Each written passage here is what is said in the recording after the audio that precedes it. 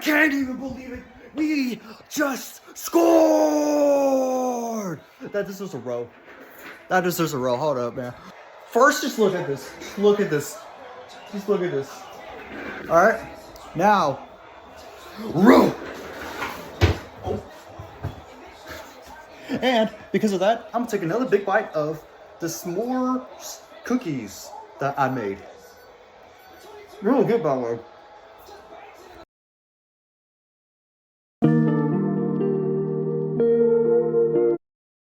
That was a dream? Well, well, well. If it isn't surprising that Norway got eliminated by England, man, it's definitely going to be a challenge to see how England pursues the next game. But I respect them regardless. I just want to use this video to talk about what went wrong with the Norway versus England matchup. Because there are some things that went wrong with this match that I noticed while watching. And I mean actually inconsistent.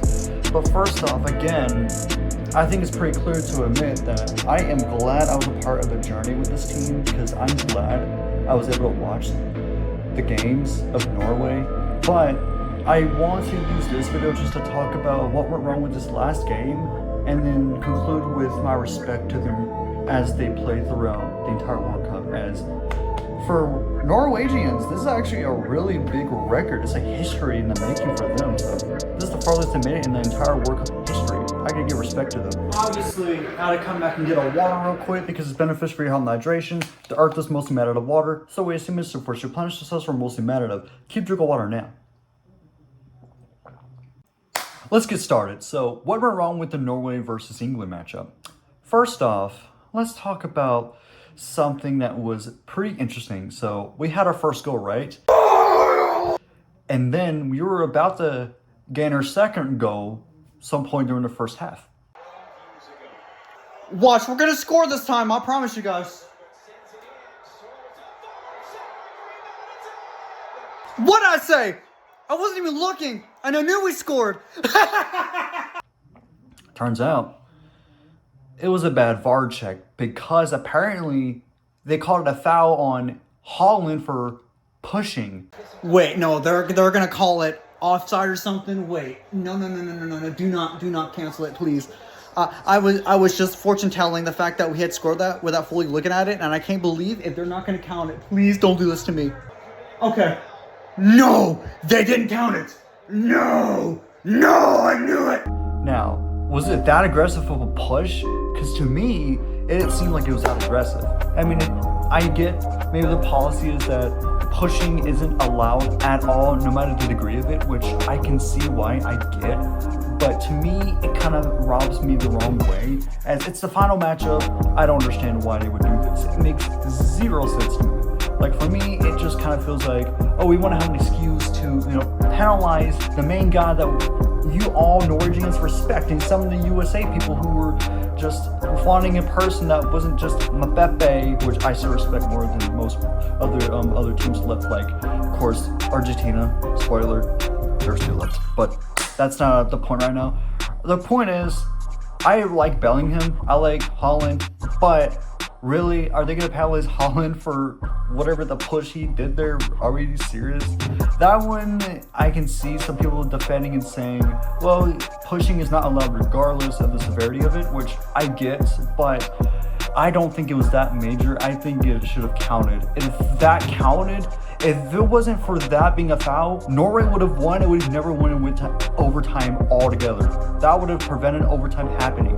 But because FIFA wants to make it more tough, it went to overtime, and England won by kicking another score during that overtime. So, another inconsistency, which, I mean, this one's also kind of debatable to some extent, is the goal hitting the camera wire, which sparks a lot of division with people. For me, I can see both arguments on this one, because I'm going to go ahead and say the defense.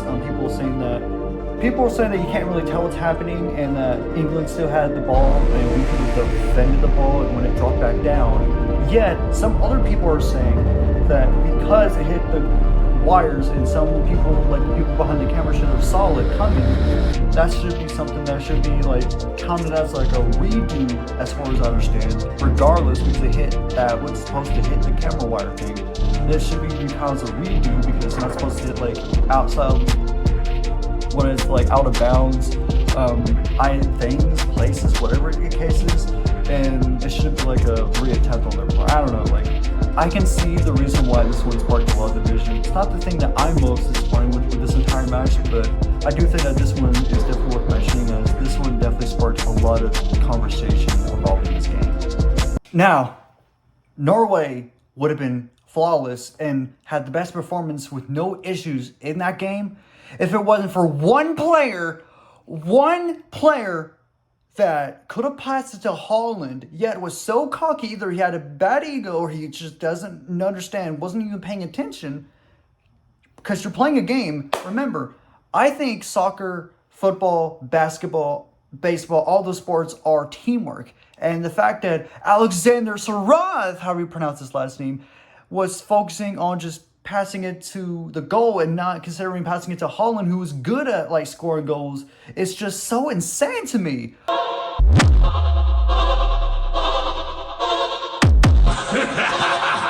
Like, are you serious? Let me take my glasses off. That is not okay. It's all about teamwork. You should have passed it and we would have had another opportunity for a score that could have led to Norway winning this entire game. That's a fact. Put my glasses back on, bro. What are we doing? Alexander! Bro, I have more respect for Alexander Hamilton for history than this historical moment that's embarrassing that Norway has to look back at now. Like, come on. Even Holland was disappointed. How? How are you gonna do that? Alexander. That's the thing that made me the most angry when I watched it back. I'm like, really? Really? You could have done better than that. Like, seriously, dude. You had the opportunity to pass it to him and you just fumbled the ball. Like, bro, that one I just didn't understand. That one, I cannot let that one slide. That is the biggest mistake that Norway made the entire game. And it's by one guy, one dude ruined the entire team. You know when they say, like, if one person ruins it, makes one mistake, everyone has to run in the G class because of this stupid mistake that they chose to cause for everyone. Maybe they did it to rage bait everyone so everyone could be miserable. Yeah, it's basically what happened. Norway lost because of you, Alexander. Now, I also just want to include this before moving on from this point. Yes, I get he is the cause of the loss, but I feel like just sending constant hate to just one person over the fault of the game isn't going to help. And if there's any death threats sent to him, that's also not okay. I just want to make this the point that do not send any hate to any players directly just because the performance wasn't the best and they might have cost the game. Yes, we all make mistakes, but Norway, they did the best they could, and at least they tried. And the fact they even got to the quarterfinals is a blessing, so I got to give a lot of respect. And I don't think he's messy. I think he just wasn't paying attention. I think realistically that's what it comes down to. But anyways, I respect all the players regardless. Now, there's one more thing worth mentioning that this is probably not like a big deal, but I still just want to include it as like a, I don't know, maybe Holland just wasn't having it. I mean, I completely get why, but still. Holland getting substituted in the final 15 of the extra time, the second half of those 30 minutes. Where like someone was substituting him and England had already scored from the first 15 minutes of the extra time and they couldn't score regardless, so it ended with England winning. And I just cannot. Like, this game has made me so disappointed because there's so much that went wrong with this game that FIFA was like, nope, Norway's not that special after all, huh?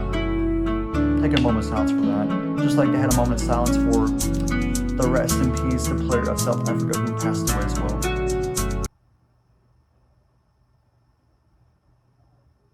Whatever the case has happened, I do think that Norway played fair for the most part, except for Alexander. But with that being said, though, I bet Argentina and England's game was fair, right? Right? Rig alarm, rig alarm, rig alarm. Yep. You can already tell. That was the rig alarm because something did happen. But it was very unexpected because, well, you'll see for yourself. Yes! Yes! Yes! It may not be rigged after all! It may not be rigged after all! Ha ha! Take the FIFA! I called it. As soon as Switzerland had scored, they're going to favor Argentina. Just wait.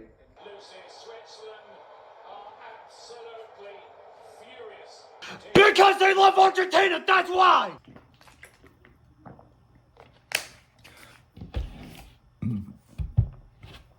So, yeah, Switzerland scored. I like how I was so excited that Switzerland scored, and I was like, maybe the game isn't rigged after all.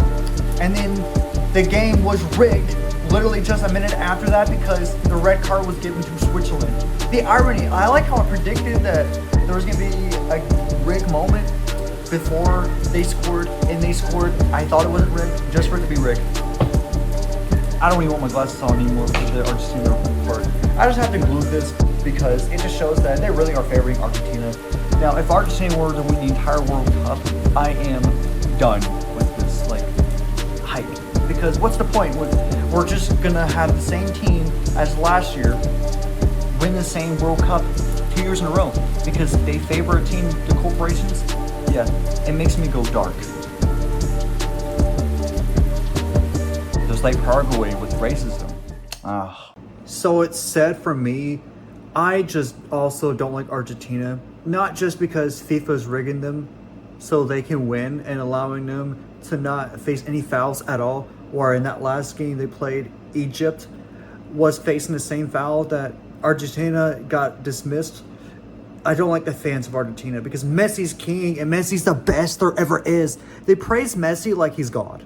Like, I don't like that. As a Christian, that hurts me. And that's so ironic, too, because Messi himself is a Christian. I don't think Messi would, like, agree with the praise that the fans are giving him. Messi himself wouldn't, like, appreciate that too much. I mean, you can call him the GOAT, sure. I don't think that would be unnecessary. But what is that saying that Messi is best, and if you say otherwise, I'm going to come after you, is too much. That's where the boundaries cross the line. And just still calling them God, obviously not the case. Still, that's where we draw the line. I like Messi, but I don't like how FIFA's training the entire team just because Messi's in it. And the fans are annoying. I just want that to be said.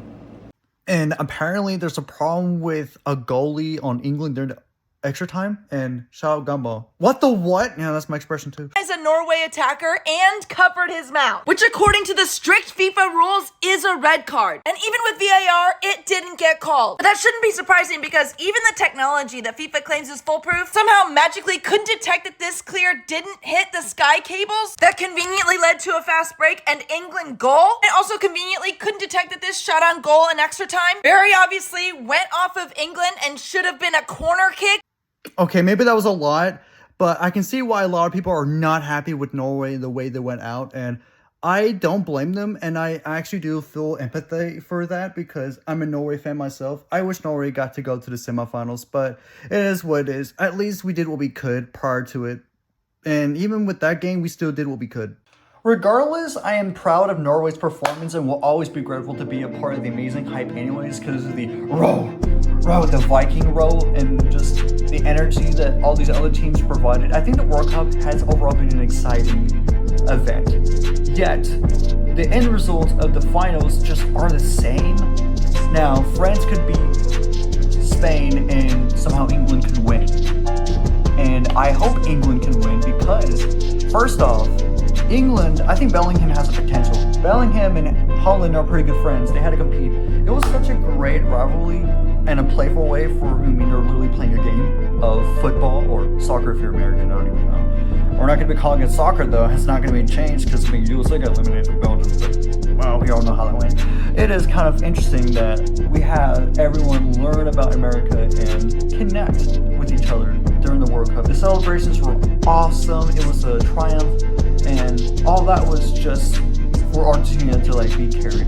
Now, if England wins, great. If they lose to Argentina, I just hope whoever wins Spain or France beats them in the finals. If not, this was all scripted from the very beginning.